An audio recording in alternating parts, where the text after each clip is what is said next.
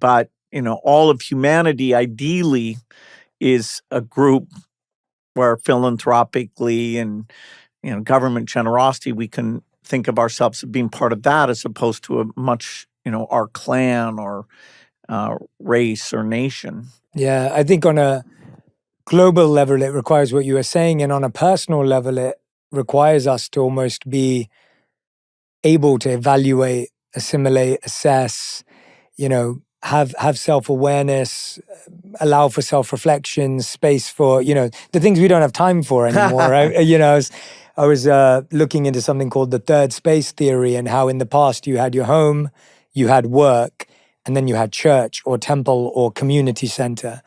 And how those three spaces, that third space was a place you could look back on home and work and say, oh, I could treat my wife a little bit better, or I could have spoken to my colleague a bit better. And that third space allowed that time and energy where it was all about reflecting on how you could improve. But today we've lost three spaces into two, into one, where we work from home, live at home, and the screen is our third space. And so that lack of having a physical body or building that gives you permission to step back from your whole life, not play a role there, and actually purvey what's going on in your life. We've lost that. Yeah, that's a shame. Yeah. The decline of religion is a very strong trend.